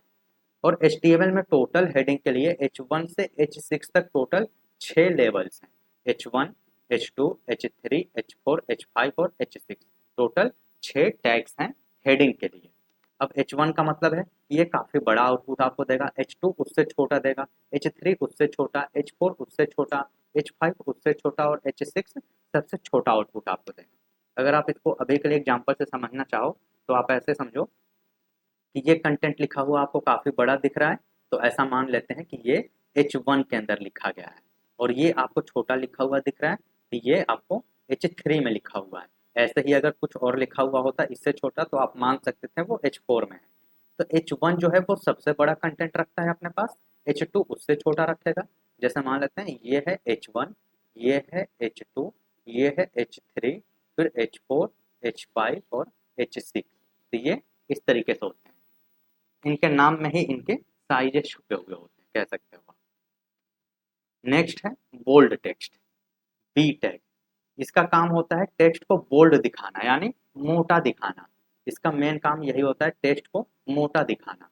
जैसे यहाँ पे आप देख रहे हो ये जो आवर मिशन है ये मोटा लिखा हुआ दिख रहा है ना, तो इसी को हम इसको बी टैग के अंदर लिखा गया है, इस वजह से ये मोटा लिखा हुआ दिख रहा है यानी बोल्ड है वो। सेम इसी का एक दूसरा भाई होता है, डेट इज स्ट्रॉन्ग। इसका काम भी यही है, टेक्स्ट को मोटा दिखाना है। तो अगर आप स्ट्रॉन्ग टैग के अंदर भी लिखते हो तो वो भी टेक्स्ट आपको ऐसे ही मोटा ही दिखाई देगा। यहाँ पे बिजनेस प्रोग्रेस ये भी बी टैग के अंदर या स्ट्रॉन्ग टैग के अंदर लिखा हुआ हो सकता है। तो बी टैग और स्ट्रॉन्ग टैग आप कह सकते हो सेम है। फिर कहोगे सर दो दो क्यों दिए थे, एक ही में तो काम हो जाता था। तो स्ट्रॉन्ग टैग पुराना वाला टैग है और नया वाला डेट इज बी टैग। ठीक है। तो उसके बाद आई टैग, तो ये टेक्स्ट को इटैलिक दिखाने के काम में लिया जाता है, ऐसे तिरछा दिखाने के काम में लिया जाता है। जैसे ये हो गया मेरा सिंपल आई और थोड़ा सा तिरछा कर दूं तो ये हो गया भी आई, तो ये इटैलिक दिखाने के काम में लिया जाता है आई टैग। तो आई टैग के अंदर अगर आप कुछ भी लिखते हो तो वो ऐसे इटैलिक हो जाएगा। इसी का एक और भाई है that is E M, emphasised text. तो ये भी सेम ही काम करता है, तिरछा ही दिखाता है। उसके बाद है मार्क टैग। तो मार्क टैग क्या करता है, ये चीज़ों को हाईलाइट करने के लिए यूज किया जाता है। जैसे आपने यहाँ पे कोई टेक्स्ट लिखा और उसको हाईलाइट करना है, हाईलाइट इन द सेंस, जैसे आप देखो मैंने यहाँ पे ये हाईलाइट कर दिया। तो ऐसा इफेक्ट अगर आपको चाहिए तो इसके लिए हम यूज करते हैं दैट इज मार्क टैग। ठीक है। उसके बाद है स्मॉल टैग। स्मॉल टैग का जब भी हम यूज करते हैं तो वो छोटा लिखा हुआ दिखाई देता है। जैसे ये हो गया मेरा रेगुलर साइज, तो ये थोड़ा सा छोटा लिखा हुआ उसको दिखाई देगा। डेल टैग, तो डेल टैग का काम है कट देना। जैसे मैंने लिखा है 999 और कट कर दिया, तो ये कौन करता है, डेल टैग। आपने ये चीज़ ज़्यादातर फ्लिपकार्ट पे देखी होगी, अमेजोन पे देखोगी कि प्राइस है 999, कट कर दिया, और करंट ऑफर्ड प्राइस है 799 ओनली। तो ये जो कट करने का साइन है ये डेल टैग से आता है। उसके बाद है आई एन एस, तो ये टेक्स्ट के इंसर्शन रिप्रेजेंटेशन को दर्शाने के लिए यूज किया जाता है। फिर है सब, तो सब का मतलब है सब स्क्रिप्ट यानी बेस लाइन, ये आपके टेक्स्ट से नीचे, जैसे एक्स और इसका बेस है 2, तो ऐसा टेक्स्ट अगर आपको लिखना है तो आपको सब का यूज करना पड़ेगा। और सुप, तो सुप ऐसे पावर देता है यानी बेस लाइन से ऊपर। अगर आपको एक्स स्क्वायर लिखना है तो आपको सुप यानी सुपर स्क्रिप्ट टेक्स्ट का यूज करना होगा। तो ये है हमारा टेक्स्ट फॉर्मेटिंग टैग्स। अब इसका कुछ एग्जांपल हम देख लेते हैं। मैंने यहाँ पे एक पी टैग लिखा है और बी टैग के अंदर मैंने लिखा है बोल्ड टेक्स्ट। तो बी टैग के अंदर जो लिखा है देखो यहाँ पे बोल्ड होके आ रहा है। सेम ऐसे ही मैंने यहाँ पे लिखा है स्ट्रॉन्ग टैग के अंदर वेरी इंपॉर्टेंट, तो यहाँ पे देखो वेरी इंपॉर्टेंट जो है बोल्ड होके आ रहा है। आई टैग के अंदर मैंने लिखा है ये इटैलिक टेक्स्ट, तो ये देखो ये तिरछा होके आ रहा है। फिर मैंने मार्क टैग के अंदर लिखा है इम्पोर्टेंट इंफॉर्मेशन, ये देखो मार्क ऐसे आ रहा है येलो कलर बैकग्राउंड के साथ। हाँ, mark tag yellow colour background के साथ ही आता है। ठीक है। फिर मैंने लिखा स्मॉल, स्मॉल वाले टैग में इंक्लूडिंग टेक्स्ट, तो ये देखो ऐसे छोटा सा टेक्स्ट आ रहा है ना नॉर्मल साइज से। फिर डेल, तो डेल ऐसे प्राइस कट करके दिखाता है। फिर आई एन एस, तो आई एन एस ऐसे नीचे अंडरलाइन करके दिखाता है आपको। फिर है सब, सब मैंने बताया था कि ये बेस लाइन यानी नीचे वाले टेक्स्ट के लिए यूज किया जाता है। और सुप, सुप यानी ये ऐसे पावर देने के लिए यूज किया जाता है और बेस लाइन से ऊपर के एरिया में। इसी में एक और होता है यू टैग, तो यू टैग का काम भी है ऐसे ही अंडरलाइन करना। तो हमने टेक्स्ट के फॉर्मेटिंग टैग देख लिए। एग्जाम में आपके अगर पूछेगा तो वो डायरेक्ट ये पूछता है कि टेक्स्ट फॉर्मेटिंग टैग क्या होते हैं। तो आपको टेक्स्ट फॉर्मेटिंग टैग के बारे में लिखना है और साथ ही मिनिमम 5 से 7 टेक्स्ट फॉर्मेटिंग टैग आपको एक्सप्लेन करने होंगे। जैसे आपने हेडिंग टैग एक्सप्लेन कर दिया, उसके बाद आपने बी टैग एक्सप्लेन कर दिया, स्ट्रॉन्ग टैग आपने एक्सप्लेन कर दिया, आई टैग एक्सप्लेन कर दिया, मार्क टैग, स्मॉल टैग। तो मिनिमम आपको 5 टेक्स्ट फॉर्मेटिंग टैग याद रखने हैं, क्योंकि आपके एग्जाम में अगर आएगा तो आपको टेक्स्ट फॉर्मेटिंग टैग्स लिखने पड़ेंगे। ठीक है। नेक्स्ट है एचटीएमएल कमेंट्स क्या होते हैं। ये तो बहुत खतरनाक चीज आ गया, कमेंट होता क्या है। तो देखो एचटीएमएल कमेंट ऐसे टेक्स्ट या नोट्स होते हैं जिसे एचटीएमएल सोर्स कोड में लिखा जाता है लेकिन ब्राउजर उन्हें डिस्प्ले नहीं करता है। सिंपल सी बात इतनी सी है कि आपने कोड के अंदर तो लिख दिया, आपने कोड के अंदर टेक्स्ट लिखा है बट वो वेबसाइट पे दिखाई नहीं देगा। क्यों? क्योंकि वो कमेंट है। तो कमेंट का मेन काम यही है कि ये कभी भी वेबसाइट पे दिखाई आपको नहीं देते हैं। ठीक है। ये सिर्फ और सिर्फ आपके कोड में होते हैं। तो सर इनका काम क्या है, तो ये आपके डेवलपर को हेल्प करते हैं, डेवलपर को कोड समझने में हेल्प करते हैं। कैसे? आप एक कंपनी एक्स वाई जी को ज्वाइन करते हो, ठीक है, आपने ज्वाइन किया और आपने उस कंपनी में 2 साल काम किया। 2 साल में आपने 10 प्रोजेक्ट बनाए, 2 साल बाद आपने कंपनी स्विच कर ली किसी भी रीजन से। अब कोई नया डेवलपर आया, तो एबीसी करके एक नया डेवलपर आया है, और आपने जो प्रोजेक्ट्स बनाए थे किसी भी रीजन से, उसमें 2 बग दिख गए, 2 न्यू बग आ गए। तो अब ये डेवलपर तो उसे सॉल्व करेगा। ऐसा तो है नहीं कि कंपनी अगेन आपको फ़ोन करे कि अरे यार तुम बना के गए थे प्रोजेक्ट और देखो उसमें बग आ गया है, सही कर दो। ऐसा तो नहीं कर सकती कंपनी। तो कंपनी अपने डेवलपर को बोलेगी कि इन दोनों बग को सॉल्व करो। तो अब उसके लिए क्या ज़रूरी है कि एबीसी को पता हो कि आपने क्या कोड लिखा है, तब तो वो समझ पाएगा। और कोडिंग ऐसे ही थोड़ी-सी कॉम्प्लेक्स चीज़ लगती है, तो एबीसी को कोड समझ में आए, इस वजह से हम लोग कोड में बीच-बीच में ऐसे कमेंट लिख देते हैं कि देखो भाई हमने यहाँ पे ए नाम का एक वेरिएबल बनाया है और यहाँ पे मैंने कमेंट लगा दिया कि ये एज है यूज़र का, ताकि वो समझ पाए कि अच्छा, अच्छा ए में जो स्टोर हो रहा है वो एज हो रहा है। तो जो कमेंट्स होते हैं वो यूजर को नहीं दिखाई देगा, वेबसाइट पे आपके नहीं दिखाई देगा, लेकिन ये डेवलपर के लिए बहुत हेल्पफुल होता है, क्योंकि डेवलपर इसी कमेंट्स को पढ़ के और आपके कोड के बारे में समझ सकता है, ताकि जब आप कंपनी छोड़ दो या किसी भी रीजन से उस प्रोजेक्ट पे आप काम करना बंद कर दो, तो कोई दूसरा डेवलपर आपके कोड को देख के इजीली समझ सके। ठीक है, तो कमेंट्स क्या होते हैं? कमेंट्स ऐसा लाइन होता है, ऐसा टेक्स्ट होता है जो आपके सोर्स कोड में रहेगा, ठीक, बट ब्राउजर उन्हें वेबसाइट पे दिखाएगा नहीं, और सोर्स कोड डेवलपर को हेल्प करता है आपके कोड को समझने में, अंडरस्टैंड करने। ठीक है, अब HTML में कमेंट जो है इस तरीके से ओपन होता है और इस तरीके से क्लोज, और इसके बीच में आप जो भी टेक्स्ट लिखोगे वो हो जाएगा कमेंट, यानी आपकी वेबसाइट पे ये दिखाई नहीं देगा, बट कोड में आपके रहेगा। आप इसी चीज़ को ऐसे मल्टी लाइन कमेंट में भी कन्वर्ट कर सकते हो, जिसमें आप मल्टीपल लाइन ऑफ कमेंट लिख सकते हो। तो जो कमेंट होता है वो 2 टाइप के होते हैं, सिंगल लाइन कमेंट जो ये वाला है, और उसके बाद मल्टी लाइन कमेंट जो ये वाला है, इसमें मल्टीपल लाइन लिखी गई है। ठीक है, नेक्स्ट है कि comment can be use. Comment क्यों यूज करना चाहिए, मैंने बताया ये कोड का एक्सप्लेनेशन होता है, आप कमेंट में कोड एक्सप्लेन कर सकते हो आपने क्यों लिखा है वो लाइन। उसके बाद कोड सेक्शंस को आइडेंटिफाई करने के लिए भी लिखा जाता है, कि जैसे यहाँ तक था जो एड टू कार्ट का कोड था, एड टू कार्ट का कोड यहाँ तक खत्म हो गया, अब यहाँ से बाई नाउ वाला कोड शुरू हो रहा है। तो ऐसे सेक्शन आइडेंटिफाई करना हो तो उसके लिए भी आप कमेंट लगाते हो। डेवलपर को नोट्स देने के लिए आप कमेंट लगाते हो। बड़े HTML डॉक्यूमेंट्स को ऑर्गेनाइज करने के लिए आप कमेंट लगाते हो। और डिबगिंग और डेवलपमेंट में आपको कमेंट लगाना ही चाहिए, ताकि कोई और डेवलपर आपके कोड को पढ़े तो वो इजीली समझ सके। ठीक है, तो इस वजह से हम लोग कमेंट लगाते हैं। चलिए, नेक्स्ट इज हॉरिजेंटल लाइन, यानी HR टैग। HR टैग का क्या काम है? तो HR जो है वो एक हॉरिजेंटल लाइन बनाता है, सिर्फ ये एक लाइन बनाता है, ऐसे एक सीधा सा ऐसे लाइन ड्रॉ कर देता है। यही काम है HR लाइन का, HR टैग का। तो आप यहाँ पे देखो, जैसे यहाँ पे एक HR है और इसने यहाँ पे देखो एक सीधी सी ये लाइन ड्रॉ की है, राइट। तिरछा हो जा रहा है मेरा, ये रहा बिल्कुल सीधा लाइन। तो HR जो है वो सिर्फ और सिर्फ एक सीधी लाइन ड्रॉ करने के काम में लिया जाता है। और ध्यान रखेंगे ये सेल्फ क्लोजिंग टैग है, इसमें कोई क्लोजिंग टैग नहीं लगाना है आपको। देखो HR जो है सेल्फ क्लोजिंग टैग है। ठीक है, फाइन।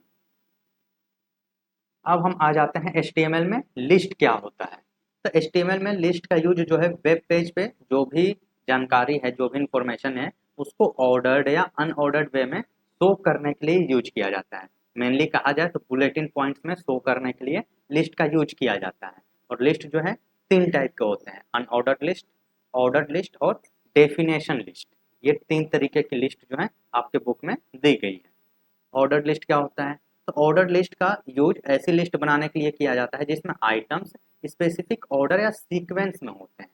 तो जहाँ भी सीक्वेंस की बात आएगी, सीरियल की बात आएगी, वहाँ पे हम यूज कर रहे होंगे ऑर्डर लिस्ट। जैसे मैं कहूँ कि शुभम मैगी बनानी है, तो क्या क्या स्टेप्स होंगे? तो इसमें स्टेप होगा, ठीक है। जैसे पहला स्टेप होगा कि मैगी तो खरीद के लानी पड़ेगी हमें, राइट। दूसरा स्टेप होगा हमारे पास कि सर पानी यानी वाटर जो है बॉईल करेंगे। तीसरा स्टेप होगा कि जो भी वेजीज हैं, वेजिटेबल्स हैं, वो हम कट कर लेंगे। तो इस तरह से कई सारे स्टेप्स होंगे। अब इस स्टेप्स को आप आगे पीछे नहीं कर सकते हो। ऐसा नहीं कर सकते हो कि पहले आप मैगी डाल दो फिर आपने गैस ऑन किया। तो ऐसे अलग अलग आप लिस्टिंग नहीं कर सकते हो, सीक्वेंस आप बदल नहीं सकते हो। तो ऐसी कोई भी लिस्ट बनानी हो जिसमें सीक्वेंस बहुत इंपॉर्टेंट होता है, तो वहाँ पे हम यूज करते हैं ऑर्डर्ड लिस्ट का, जिसमें एक सीक्वेंस होता है, राइट। तो सीक्वेंस को मैनेज करने के लिए ऑर्डर लिस्ट यूज किया जाता है, और ऑर्डर लिस्ट बनाने के लिए ओ एल टैग का यूज किया जाता है। आप लिखोगे ओ एल टैग, यानी इसका फुल फॉर्म ही हो गया ऑर्डर्ड लिस्ट, और उसके अंदर आप एल आई लिखोगे, एल आई लिखोगे आप लिस्ट आइटम के लिए, लिस्ट आइटम। आपने ओ एल से ये बता दिया किस टाइप की लिस्ट बनेगी, और फिर आप उसमें क्या क्या आइटम रखना चाहते हो। तो मैंने लिखा पहला कि एच टी एम एल रहेगा, दूसरा मैंने लिखा सी एस एस, तीसरा जावा स्क्रिप्ट।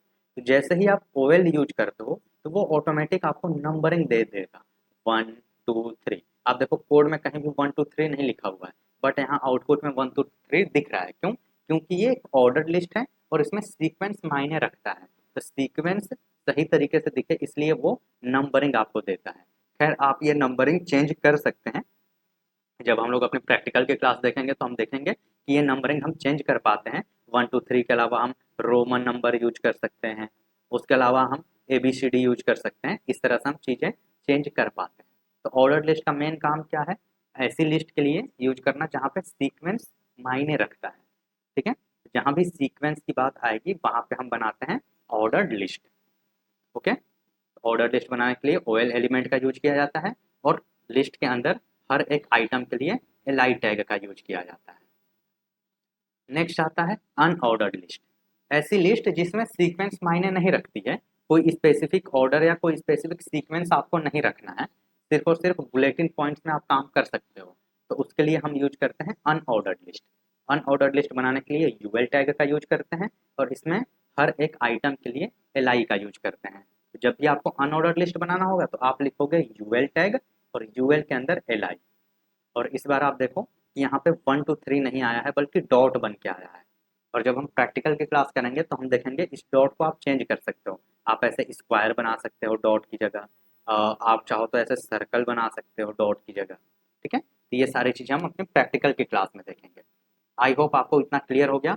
ऑर्डर्ड लिस्ट हम तब बनाते हैं जब हमें हमारी आइटम्स को एक सीक्वेंस की नीड हो, और अनऑर्डर्ड लिस्ट हम तब बनाते हैं जब हमारे आइटम्स को कोई सीक्वेंस नहीं चाहिए, सिर्फ और सिर्फ ऐसे बुलेटिन पॉइंट्स के साथ काम किया जा सकता है, ठीक है। Next is definition list. तो डेफिनेशन लिस्ट का यूज किया जाता है टर्म और डिस्क्रिप्शन के लिए। जैसे मैंने कहा कि यार मुझे ना नोट्स बनाने हैं HTML का, तो मैंने लिखा HTML और ऐसे एरो देके और इसके बारे में डिस्क्रिप्शन लिखना शुरू किया। फिर मैंने ऐसे लिखा CSS और डैश देके ऐसे CSS के बारे में नोट्स करना शुरू किया। तो ऐसे कोई सीक्वेंस की अगर नीड हो हमें, तब हम यूज करते हैं डेफिनेशन लिस्ट का। तो डेफिनेशन लिस्ट का यूज ही किया जाता है टर्म और डिस्क्रिप्शन को लिखने के लिए। इसमें जब चीज़ें आउटपुट में शो होती हैं तो वो इसी फॉर्मेट में शो कराई जाती हैं। अब डेफिनेशन लिस्ट में 3 मेन चीज़ें होती हैं। पहला DL यानी डेफिनेशन लिस्ट, उसके बाद DT डेफिनेशन टर्म, और DD डेफिनेशन डिस्क्रिप्शन। अब यहाँ पे आपको एक एग्जांपल दिया गया है, जैसे DL मैंने लगा दिया, इसका मतलब है कि हम एक डेफिनेशन लिस्ट बनाने वाले हैं। फिर मैंने लिखा DT, DT में मैंने दिया HTML, तो यहाँ पे देखो HTML ये हो गया हेडिंग, राइट। और फिर मैंने लिखा DD, DD में मैंने अपने नोट्स लिखे हैं, तो यहाँ पे ये नोट्स आ गया। ऐसे ही CSS को मैंने DT में लिखा है, तो ये यहाँ पे हेडिंग है, और अगेन इसके बारे में अब मैंने डिस्क्रिप्शन लिखा। तो जो हम लोग नोट्स बनाते हैं ना कॉपी में, कि एक साइड हम ऐसे हेडिंग देते हैं फिर ऐसे डिस्क्रिप्शन लिखते हैं, तो वैसे फॉर्मेट में अगर आपको आउटपुट चाहिए then you will use definition list. तो आई होप आपको ये तीनों लिस्ट क्लियर होंगे कि तीनों लिस्ट कौन कौन से हैं। तो HTML में टोटल 3 लिस्ट हैं। ऑर्डर लिस्ट, तो ऑर्डर लिस्ट का यूज हम तब करते हैं जब हमें किसी स्पेसिफिक ऑर्डर या सीक्वेंस में काम करना होता है, और इसमें इसको बनाने के लिए ओएल टैग का यूज किया जाता है, और इसमें नंबरिंग आती है। इस नंबरिंग को हम चेंज कर सकते हैं रोमन नंबर में या फिर ABCD में। उसके बाद दूसरा लिस्ट आता है हमारे पास अनऑर्डर्ड लिस्ट। अनऑर्डर्ड लिस्ट हम तब बनाते हैं जब कोई स्पेसिफिक ऑर्डर या सीक्वेंस नहीं होता है। इसको बनाने के लिए यूएल टैग का यूज किया जाता है, और इसमें ऐसे बुलेटिन पॉइंट्स डॉट का यूज किया जाता है। हम चाहें तो इसको चेंज कर सकते हैं ऐसे स्क्वायर में और सर्कल में। उसके बाद है हमारे पास डेफिनेशन लिस्ट, जिसका यूज ही किया जाता है टर्म और डेफिनेशन के रूप में, टर्म और डिस्क्रिप्शन के रूप में। चलिए नेक्स्ट टॉपिक है हमारे पास डेट इज इमेज। अब हम HTML में इमेज कैसे यूज करते हैं। तो HTML वेब पेज में इमेज दिखाने के लिए IMG एलिमेंट का यूज किया जाता है और यह एक वॉइड एलिमेंट है यानी सेल्फ क्लोजिंग टैग है। तो IMG एक सेल्फ क्लोजिंग टैग है, हमें इस बात का ध्यान रखना है। और इमेज लगाने के लिए IMG टैग का यूज करते हैं। कैसे? आप ऐसे IMG लिखोगे, फिर आप लिखोगे एक एट्रीब्यूट src इक्वल और अपने इमेज की आप या तो लिंक दे दो या तो उसका पाथ दे दो और उसके बाद आप इसे सिंपली क्लोज कर सकते हो। LT लिखना कंपलसरी नहीं है, आप चाहो तो इसको स्किप कर सकते हो। ठीक है, तो आपको लिखना है IMG space src equal to अपनी इमेज की लिंक और उसके बाद ये क्लोजिंग टैग ऐसे ऐसे। ठीक है, तो बस इस तरीके से आपकी इमेज आपकी वेबसाइट पे शो होने लगेगी। उसके बाद है हमारे पास लिंक यानी ए टैग, इसी को कहा जाता है एंकर टैग। एंकर टैग इसी का यूज किया जाता है लिंक लगाने के लिए वेबसाइट पे, ठीक, या हाइपर लिंक बनाने के लिए। तो वेब पेज पर किसी दूसरे वेब पेज या वेबसाइट या फाइल या रिसोर्स तक जाने के लिए हमें टेक्स्ट लिंक या हाइपर लिंक जो नीड होती है वो हम इसी एंकर टैग की हेल्प से बना पाते हैं। जैसे मैंने यहाँ पे लिखा एंकर में ओपनिंग, ओपनिंग टैग किया और एक एट्रीब्यूट लिखा href इक्वल टू, अब यहाँ पे मैंने जो लिंक दिया है अब मैं वहाँ पे जा सकता हूँ। कैसे? इस ओपन गूगल वाले बटन पे क्लिक करके। तो जैसे ही ये आउटपुट में आएगा ना तो ओपन गूगल लिखा हुआ आएगा और इस पे जब आप क्लिक करोगे तो आप इस लिंक पे चले जाओगे। जैसे आप यहाँ पे देखो, इस वेबसाइट को अगर आप देख पा रहे हो तो इस वेबसाइट में कहाँ गया, आई थिंक सबसे नीचे है, मैं सबसे नीचे आ जाता हूँ। इस वेबसाइट में जब आप आओगे तो आपको यहाँ पे दिखेंगे सोशल मीडिया के link, Facebook, Instagram, X, LinkedIn, Pinterest, इन सब के लिंक दिख रहे हैं, राइट। और ये काम कैसे कर रहे हैं? जैसे ही आप फेसबुक पे क्लिक करोगे तो आप फेसबुक पे चले जाओगे। ऐसा कैसे हो पा रहा है? तो यहाँ पे एंकर टैग बना हुआ है, जैसे ही आप इस पर क्लिक करोगे तो ये आपको फेसबुक पे भेज देगा। यानी ये जो फेसबुक का आइकन है ये एक ऐसे ही एंकर टैग के अंदर है जिसमें HREF में मेरे फेसबुक का लिंक लगा हुआ है। और जैसे ही आप जाके इस फेसबुक पे क्लिक करोगे तो ये आपको फेसबुक पे भेज देगा। तो एंकर टैग का मेन काम होता है दूसरे वेबसाइट्स को जोड़ना, फाइल्स और रिसोर्सेज को जोड़ना और साथ ही हाइपर लिंक क्रिएट करना। ये काम होता है हमारे एंकर टैग का। अब हम आगे चलते हैं, नेक्स्ट है टेबल टैग। HTML में टेबल का यूज किया जाता है डेटा को रो और कॉलम में शो कराने के लिए। जब भी हमें डेटा को रो कॉलम में शो करना हो, ऐसे फॉर्मेट में शो करना पड़े अगर हमें अपने डेटा को, तो हमें उसके लिए टेबल बनाना पड़ेगा। तो टेबल बनाने के लिए HTML में प्रॉपर टेबल टैग दिया गया है। तो टेबल टैग का यूज डेटा को रो एंड कॉलम के रूप में व्यवस्थित करके दिखाने के लिए किया जाता है। जब इन्फॉर्मेशन को टेबुलर फॉर्म में प्रेजेंट करना हो, जैसे स्टूडेंट के मार्क्स दिखाने हो, एम्प्लॉय का डिटेल दिखाना हो, प्रोडक्ट के प्राइस दिखाने हो, तो इन सबको हम लोग HTML टेबल में दिखाते हैं। अच्छा, HTML टेबल बनाने के लिए कुछ मेन चीज़ें हैं जो आपको ध्यान रखना है। पहला टेबल टैग, फिर TR टैग, TH टैग और TD टैग। अब वन बाय वन करके इसे हम लोग समझ लेते हैं कि कौन क्या करता है। तो देखो, टेबल टैग ये पूरे टेबल को डिफाइन करने के लिए यूज किया जाता है। जैसे हम लोग अभी लिस्ट बनाते समय OL लिख रहे थे या फिर हम लोग UL लिख रहे थे जो ये बताता था कैसा लिस्ट बनेगा, राइट। तो वैसे ही अगर आपको टेबल बनाना है तो पहले तो आप टेबल टैग ही लिखोगे ऐसे कि हाँ ये हमारा टेबल शुरू हो रहा है। अब इसके अंदर अब आप टेबल का कोड लिखोगे। क्या क्या लिख सकते हो? तो TR आप लिखोगे टेबल रो बनाने के लिए। तो सर टेबल रो क्या होता है? चलो देखो इस पर हम लोग थोड़ी सी बात करते हैं कि टेबल रो क्या होता है। तो ये मेरा एक टेबल है, दिख रहा है आपको ये टेबल? Good. ये मेरा एक टेबल है, ठीक। अब ये इसकी पूरी की पूरी एक रो हुई। मैं यहाँ से कलर बदल लेता हूँ, एक सेकंड बस। ये जो पूरी है ये पूरी की पूरी एक रो हुई आपकी, ये पूरा का पूरा एक रो हुआ। तो ऐसे ये हुआ रो 1, रो 2 और रो 3। और कॉलम, तो कॉलम टॉप टू बॉटम चलता है, तो ये हो गया कॉलम 1, कॉलम 2 और कॉलम 3। तो हम TR लिखते हैं रो बनाने के लिए, जैसे जैसे रो बनेगा हमारा काम बस हो जाएगा। फिर TH, TH होता है टेबल हेडर। जो आप टेबल बनाते हो तो याद है टेबल के पहले वाले लाइन जो होती है वो हेडिंग के लिए हम लोग यूज करते हैं। जैसे यहाँ पे हम लिखते हैं नेम, रोल नंबर और क्लास, ये हेडिंग हो गई हमारी। तो इसके लिए हम यूज करते हैं टी एच यानी टेबल हेडर या टेबल हेडिंग। और बाकी के लिए हम यूज करते हैं टी डी यानी टेबल डेटा। अब यहाँ पे एक डेटा आ गया कि जैसे एक राहुल नाम का लड़का है, राहुल, उसका रोल नंबर है 123 और क्लास है उसकी 5th। फिर ऐसे ही एक कैप्शन आता है, तो कैप्शन का यूज किया जाता है इस पूरे टेबल का एक नाम देने के लिए, स्टूडेंट टेबल या एम्प्लॉय टेबल, इसके लिए। अब हम इसे एग्जाम्पल से समझते हैं। तो यहाँ पे मैंने एक एग्जाम्पल लिया है टेबल का। तो देखो यहाँ पे एक टेबल टैग है, सबसे पहले मेन हो गया, जो ये बताता है कि टेबल बनाना है।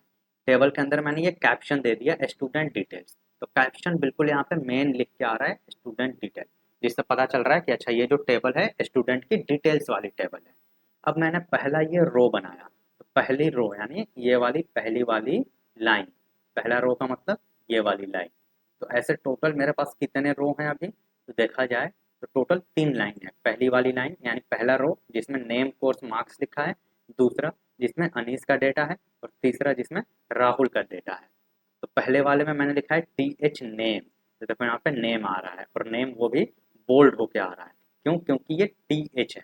तो टी एच मतलब टेबल हेडिंग, और टेबल हेडिंग जो है ऐसे बोल्ड होके दिखाई देता है आपको। सेकंड है कोर्स, तो यहाँ पे आपको कोर्स दिखाई दे रहा है। और थर्ड है मार्क्स, तो यहाँ पे मार्क्स दिखाई दे रहा है, राइट।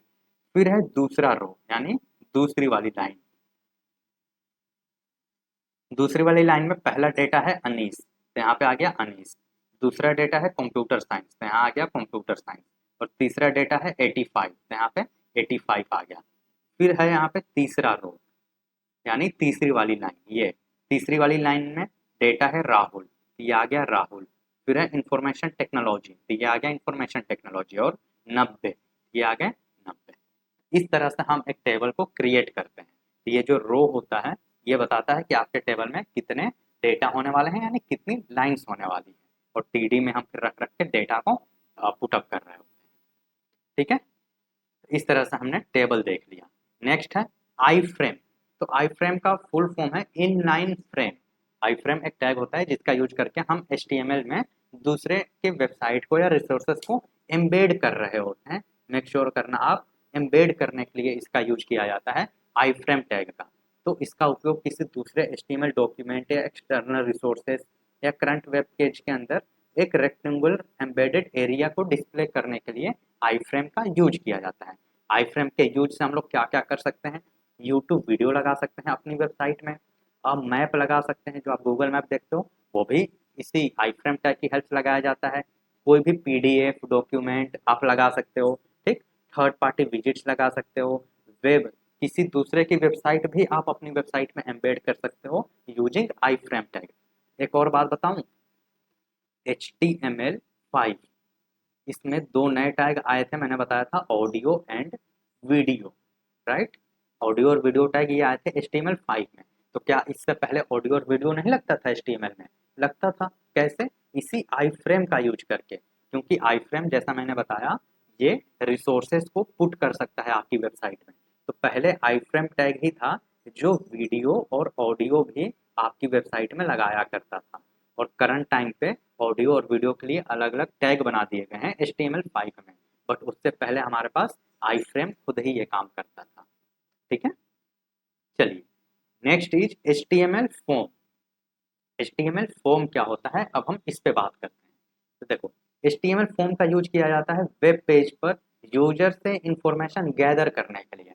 अगर आपको यूजर से इंफॉर्मेशन लेना है तो आपको इसके लिए एक फॉर्म की जरूरत पड़ेगी, जो यूजर आके आपकी फॉर्म को फिल करेगा और यूजर की दी गई इंफॉर्मेशन आपके सर्वर पर जाके सेव हो जाएगी। तो इसके लिए हम लोग फॉर्म बनाते हैं, और फॉर्म बनाने के लिए HTML फॉर्म टैग का यूज किया जाता है। अगर आप मेरी वेबसाइट पे आ जाओ तो आपको यहाँ पे भी एक फॉर्म दिखाई देगा। कहाँ पे? कॉन्टेक्ट वाले सेक्शन में देखो, यहाँ पे एक फॉर्म आपको दिखाई दे रहा है।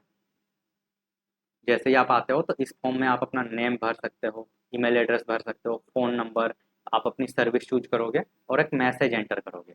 और जैसे ही आप सबमिट करोगे तो ये मैसेज मेरे पास आ जाएगा, ये मैसेज मेरे ईमेल पे आ जाएगा, मेरे व्हाट्सएप पे आ जाएगा और मेरे डेटाबेस में सेव हो जाएगा, जिससे मुझे पता चल जाएगा कि अच्छा आपको कोई सर्विस की नीड है। तो जब भी हमें यूजर से इंफॉर्मेशन लेनी होती है देन हमें फॉर्म की नीड होती है। और आपने ऐसे बहुत सारे फॉर्म देखा होगा, आपने गवर्नमेंट एग्जाम्स के लिए अगर फॉर्म भरे हैं तो आपने देखा होगा कि वहाँ पे फॉर्म ही होता ही है। अगर आपने आय जाति निवास बनवाया है, आय जात निवास, तो उसमें भी आप फॉर्म भरते हो और फिर आप ये चीज़ें बनवा पाते हो, राइट। यहाँ तक कि आप जब डिप्लोमा के लिए जब अपने आप एग्ज़ाम देने गए होगे, यानी एग्ज़ाम से पहले आपने फॉर्म भरा होगा, रजिस्ट्रेशन किया होगा, ठीक। तो ये सारी चीज़ें आप अभी इस अपने यूपी स्कॉलरशिप के लिए जो फॉर्म भरते हो वो भी एचटीएमएल फॉर्म्स ही हैं। तो एचटीएमएल फॉर्म का बहुत ज़्यादा यूज किया जाता है यूजर से इंफॉर्मेशन लेने के लिए। और फॉर्म बनाने के लिए हम लोग यूज करते हैं फॉर्म टैग का। एक मेन हो जाएगा हमारे पास फॉर्म टैग, और फॉर्म टैग के अंदर पे हम ऐसे मल्टीपल इनपुट टैग्स लगा के यूजर से इंफॉर्मेशन लेते हैं। अब हम देखते हैं कि यूजर से इंफॉर्मेशन लेने के लिए कौन कौन से टैग हैं हमारे पास। देखो, एचटीएमएल फॉर्म में अलग अलग तरह से डेटा लेने के लिए अलग अलग इनपुट एलिमेंट्स हैं। लेबल, तो ये सिर्फ आपको एक मैसेज दिखाने का काम में आता है। जैसे यहाँ पे है, यहाँ पे ये फुल नेम लिख के आ रहा है, तो ये जो टाइटल दिखाया जा रहा है फुल नेम ईमेल एड्रेस, ये हमने बनाया है लेबल टैग का यूज करके, ठीक है। नेक्स्ट है input type text. Input type text से आप यूजर से टेक्स्ट ले सकते हो। तो आप यहाँ पे देख सकते हो नेम, तो ये एक इनपुट टाइप टेक्स्ट है। क्यों? क्योंकि नेम में टेक्स्ट ही तो लोगे ना, आप एबीसीडी लोगे, एबीसीडी में ही तो नेम हो सकता है, तो वो चीज़ टेक्स्ट है। इस वजह से जब भी आप कोई ऐसा इंफॉर्मेशन लेना चाहते हो यूजर से जो एबीसीडी कैरेक्टर में प्रेजेंस रखता है, तो उसको आप इनपुट टाइप टेक्स्ट लोगे। इनपुट टाइप ईमेल, तो इसमें यूजर अपना ईमेल एंटर कर सकता है। तो जैसे यहाँ पे आपको ईमेल एड्रेस है, तो ये इनपुट टाइप ईमेल के लिए है, इसमें यूजर अपना ईमेल एंटर करेगा। जैसे ही वो गलत ईमेल डालेगा तो ये उसको बताएगा कि नहीं, ईमेल आईडी तुमने गलत एंटर करी है। उसके बाद आता है इनपुट टाइप पासवर्ड। इसमें यूजर अपना पासवर्ड एंटर कर सकता है और वो पासवर्ड ऐसे स्टार स्टार बन के गायब हो जाता है। आप जब भी ऐसे लॉग गूगल वगैरह पे लॉगिन करते होगे तो आपने देखा होगा पासवर्ड डालते ही वो ऐसे स्टार बन जाता है, और फिर यहाँ पे ऐसे एक आंख बन के आता है जिस पर क्लिक करके पासवर्ड शो होता है, तो वो इनपुट टाइप पासवर्ड है। नेक्स्ट है input type number. Input type number में सिर्फ और सिर्फ यूजर नंबर एंटर कर सकता है, इसमें कोई एबीसीडी का कैरेक्टर नहीं एंटर कर सकता।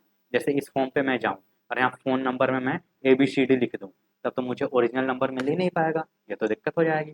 तो यहाँ पे हम लोग यूज करते हैं इनपुट टाइप नंबर।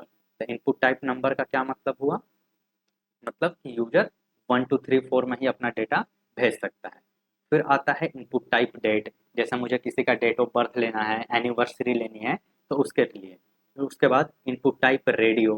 तो इनपुट टाइप रेडियो जो होता है वो ऐसा होता है, यहाँ पे एक डॉट आ जाएगा और लिखेगा मेल, फिर एक डॉट होगा फीमेल, इसको हम लोग कहते हैं रेडियो बटन।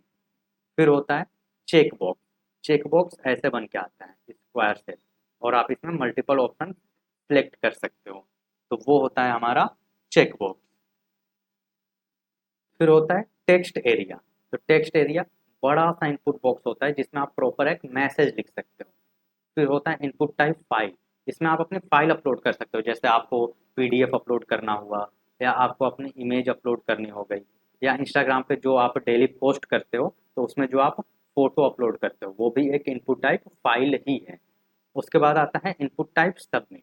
इसका काम होता है आपने फॉर्म में जो भी डिटेल्स भरी है उसको सबमिट करना, और सबमिट होते ही वो डेटा हमारे सर्वर तक आ जाता है। फिर दूसरा होता है सिलेक्ट, जो आपने ड्रॉप डाउन देखा होगा कई जगहों पे। जैसे मैं यहीं पे आपको दिखा देता हूँ, यहाँ पे एक ये ड्रॉप डाउन जो आ रहा है ये है ड्रॉप डाउन, ठीक है। इसको हम लोग कहते हैं ड्रॉप डाउन। आप यहाँ से कोई एक ऑप्शन सेलेक्ट कर सकते हो इतने सारे ऑप्शन में से, तो ये होता है ड्रॉप डाउन आपका, ठीक है। तो इसको बनाने के लिए हम लोग ऐसे सिलेक्ट एंड ऑप्शंस का यूज करते हैं। प्रैक्टिकल क्लास में हम इन सारी चीज़ों को वन बाय वन करके यूज कर रहे होंगे, फॉर्म बना रहे होंगे और इस चीज़ को देख रहे होंगे, ठीक है। चलिए मैं यहाँ पे आपको एग्जांपल के साथ ही समझा देता हूँ। यहाँ पे इनपुट टाइप टेक्स्ट है नेम के लिए, देखो यहाँ पे एक नेम का इनपुट बॉक्स बन के आ रहा है। फिर है पासवर्ड, यहाँ पे पासवर्ड का एक इनपुट बॉक्स बन गया। फिर है इनपुट टाइप रेडियो। तो रेडियो में ऐसा बन के आता है कि आप मेल सेलेक्ट करो या तो आप फीमेल सेलेक्ट करो। फिर है यहाँ पे कोर्सेस, और कोर्सेस ऐसे ड्रॉप डाउन में है, आप यहाँ पे क्लिक करोगे तो ऐसे मल्टीपल ऑप्शन खुल के आ जाएगा और आप उसमें से कोई एक सिलेक्ट कर पाओगे। फिर है स्किल्स। तो स्किल्स में आप चाहो तो दोनों सेलेक्ट कर सकते हो, क्योंकि आपको दोनों आता है। अगर आपको सिर्फ एक आता है तो आप एक सेलेक्ट कर पाओगे। तो इसे हम लोग कहते हैं चेक बॉक्स। फिर आता है हमारे पास टेक्स्ट एरिया। तो टेक्स्ट एरिया इतना बड़ा सा इनपुट बॉक्स होता है जिसमें आप ज़्यादा कंटेंट लिख सकते हो, इनपुट में कम कंटेंट आप लिख पाते हो। और फिर आता है सबमिट। तो सबमिट आप क्लिक करते ही आपका फॉर्म सबमिट हो जाता है। आई होप अब आपको फॉर्म भी समझ में आ गया होगा। तो हमने सेकेंड चैप्टर HTML को लगभग पूरी तरीके से कंप्लीट कर लिया है। अब हम बात करते हैं इंपॉर्टेंट क्वेश्चंस की। आपके एग्जाम में HTML को लेके क्या क्या क्वेश्चंस बन सकते हैं और क्या क्या क्वेश्चंस पिछले कई सालों में पूछे गए हैं। तो सबसे पहला क्वेश्चन है HTML क्या है और HTML के विभिन्न संस्करण का मतलब है वेरियस वर्जन्स। तो HTML के वर्जन्स कौन कौन से हैं उसके बारे में आपको थोड़ा सा लिखना है। उसके बाद दूसरा ही क्वेश्चन है HTML के बारे में बताओ और साथ ही HTML एंड HTML5 में डिफरेंस बताओ, अंतर बताओ। राइट, मैंने बताया था कि ये एग्जाम के लिए इंपॉर्टेंट क्वेश्चन है और ये 2014 में ऑलरेडी पूछा जा चुका है। फिर HTML में टेक्स्ट फॉर्मेट क्या होते हैं और किन्हीं 3 टैग की एट्रीब्यूट सहित व्याख्या करिए। तो टेक्स्ट फॉर्मेटिंग टैग अभी हमने पढ़े थे, बी टैग, ठीक, ये सारे टैग हमने पढ़े थे। सब tag, soup tag, you tag, mark tag, ये सारे टेक्स्ट फॉर्मेटिंग टैग्स हैं। उसके बाद कह रहा है कि एट्रीब्यूट क्या होता है वो भी बताओ और 3 ऐसे टैग बताओ एट्रीब्यूट्स के साथ। तो इसके लिए हमने IMG टैग पढ़ा जिसमें SRC होता है। फिर हमने A टैग पढ़ा जिसमें HREF होता है। राइट, तो ये सब आपको ध्यान रखना है, ये ऑलरेडी 2016 में पूछा जा चुका है। नेक्स्ट है HTML पेज में इमेज और लिंकिंग की प्रक्रिया क्या होती है, यानी HTML पेज में इमेज कैसे लगाते हैं। तो मैंने बताया IMG टैग के साथ, और लिंकिंग कैसे बनाते हैं एंकर टैग के साथ। तो इसके बारे में आपको लिखना होगा। फिर HTML में टेबल कैसे बनाया जाता है, ये ऑलरेडी 2016 में पूछा जा सकता है। इसके प्रॉफिट एंड लॉस क्या है। फिर रेलवे टिकट रिजर्वेशन के लिए एक HTML फॉर्म बनाओ, ये 2014 में पूछा जा चुका है। तो अब आपको क्या करना है, इन क्वेश्चंस के आंसर आपको रेडी कर लेने हैं और मैं मेक श्योर करता हूँ कि इसी के बेसिस पे आपके एग्जाम में क्वेश्चंस आते हैं। अगर आप इतने क्वेश्चंस को रेडी कर लेते हो तो अब आपके एग्जाम में HTML चैप्टर से कोई भी क्वेश्चन नहीं छूट सकता है। ठीक है, तो इस तरह से हमने अपने बुक का सेकेंड चैप्टर भी कंप्लीट कर लिया है। अब मैं आपको बताता हूँ कि आपको ये नोट्स कैसे मिल सकता है। ये जो PDF हमने अभी कवर अप किया है, ये पूरा का पूरा नोट्स आपको PDF वर्जन में कैसे मिल सकता है। आपको क्या करना है कि आपको हमारे चैनल को सबसे पहले तो सब्सक्राइब कर लेना है। चैनल को आपको सब्सक्राइब कर लेना है, क्यों? क्योंकि आगे से जो भी वीडियो आएगी वो आपको पता चल जाए, इसके लिए आपको चैनल को सब्सक्राइब कर लेना है। सब्सक्राइब करने के बाद आपको क्या करना है, यहीं पे आपको दिख जाएगा हमारे डिस्क्रिप्शन में व्हाट्सएप चैनल का लिंक। व्हाट्सएप चैनल का लिंक आपको दिख जाएगा, आपको उसे तुरंत फॉलो कर लेना है। जैसे ही आप व्हाट्सएप चैनल में जुड़ोगे तो प्रीवियस जो वीडियो थी, वीडियो नंबर 1 चैप्टर 1 का, उसका PDF ऑलरेडी ग्रुप में शेयर किया जा चुका है। आप वहां से जाके देख सकते हो, उसे डाउनलोड कर सकते हो और अपने दोस्तों के साथ शेयर कर सकते हो। एग्जाम टाइम के लिए उसे आप सेव करके रख सकते हो। सेम उसी तरीके से आप जैसे ही चैनल को फॉलो कर लोगे तो यहाँ पे आपको लेसन 2 का भी नोट्स मिल जाएगा और लेसन 2 का नोट्स मिलते ही आप उसे डाउनलोड कर सकते हो, अपने दोस्त को भेज सकते हो और एग्जाम टाइम के लिए आपके लिए बहुत ज़्यादा बेनिफिशियल होने वाला है। तो आपका 2 काम है, पहला चैनल को सब्सक्राइब कर लेना ताकि आगे आने वाली वीडियोज आपको मिलती रहें, और दूसरा व्हाट्सएप चैनल को फॉलो कर लेना जिससे आपको नोट्स मिलते रहें। उसके अलावा आप चाहो तो हमें मल्टी सोशल मीडिया ऐप्स पर भी आप हमें फॉलो कर सकते हो। ठीक है, और अगर आपने पहले वाली वीडियोज़ नहीं देखी हैं तो आप जाके पहले वाला वीडियो देखो, हमने चैप्टर 1 ऑलरेडी कंप्लीट कर रखा है। तो आपको चैप्टर 1 कंप्लीट कर लेना है और करंटली हमने यहाँ पे चैप्टर 2 भी कंप्लीट कर लिया है। Thank you so much guys, आज के लिए इतना ही, मिलेंगे अगले क्लास में। Bye bye.